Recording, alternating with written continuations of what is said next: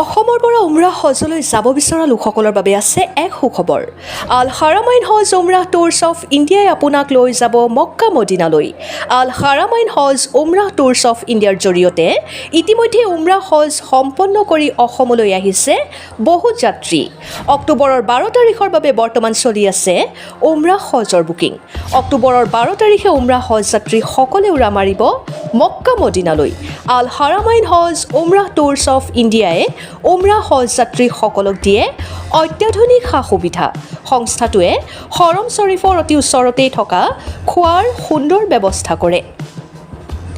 উমৰাহ হজ যাত্ৰীসকলৰ সুবিধাৰ্থে আল হাৰামাইন Umrah tours of ইণ্ডিয়াই মুকলি কৰা ফোন নম্বৰ ক্ৰমে 9954858336 নতুবা 7002686330। এই দুটা ফোন নম্বৰ অথবা আল হাৰামাইন হজ উমৰাহ টুৰছ অফ ইণ্ডিয়াৰ সচিব আলহাজ হাফিজ কাৰী ৰচিদুল ইছলাম আৰু হোজাই জিলাৰ সচিব তাজুল ইছলামৰ সৈতে যোগাযোগ কৰিলেই জানিব পাৰিব সবিশেষ। মই নগাঁও জিলাৰ সামগুৰি সমষ্টিৰ অন্তৰ্গত পশ্চিম কৈমুখ গাঁৱৰ পৰা আহিছোঁ। আৰু আপুনি কোনটো ট্ৰেভেলছত আহিছিলে? মই আল হাৰামাইন হাজ উমৰা টুৰিষ্ট অফ ইণ্ডিয়া তত্বাৱধানত আমি উমৰা কৰিবলৈ মক্কালৈ আহিছিলোঁ।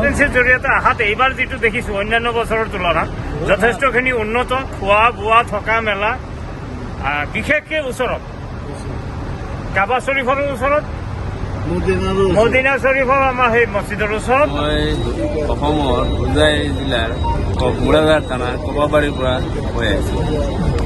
মাশাআল্লাহ। আপুনি কোনটো ট্ৰেভেলছত আহিছিলে?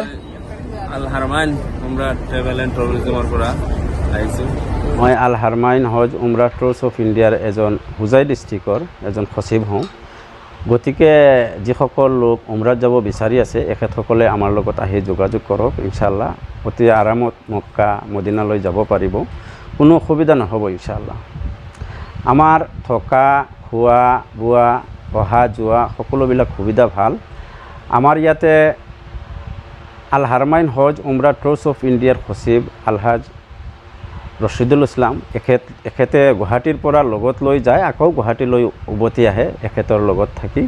সকলো হজ যাত্ৰীৰ লগত থাকি হজ কৰায় বা কোনো অসুবিধা নহয়। তাত কোনজনে কি কৰি আছে, মানুহে কেনেকুৱা খাই আছে, কোনোবাৰ অসুবিধা হৈ আছে নেকি, নে অসুবিধা নাই, তেনেকুৱা মানে চববিলাক খা খবৰ ৰাখে ইনশাআল্লাহ।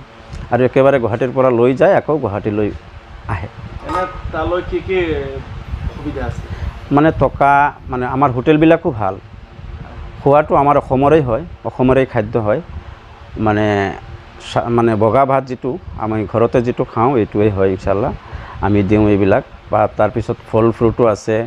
তাৰপিছত মক্কাৰ পৰা একেবাৰে ওচৰতে, মক্কাৰ ঘৰৰ পৰা বেছি দূৰ নহয়, হৰম শ্বৰীফৰ পৰা ধৰক 100 মিটাৰৰ ভিতৰতেই আমাৰ হোটেলখন হয়। মদিনাত আৰু ওচৰতেই হয়। মানে আজান শুনাৰ লগে লগে আপোনালোকে গৈ নামাজ পঢ়িব পাৰিব, তাৰপিছতেই তৱাফ কৰিব পাৰিব, যিকোনো সময়ত গৈ তৱাফ কৰিব পাৰিব ইনশাআল্লাহ। এনে বৰ্তমান কোন মাহৰ পৰা বুকিং চলি আছে? অহা মাহতেই অক্টোবৰৰ 12 তাৰিখ। 12 তাৰিখে উমৰা হজ যাত্ৰীসকল তালৈ যাব ইনশাআল্লাহ। এইটো গ্ৰুপত আমাৰ বৰ্তমানে যিটো গ্ৰুপ গৈ আছে 30 জনৰ মতো হৈ গ'ল মানে।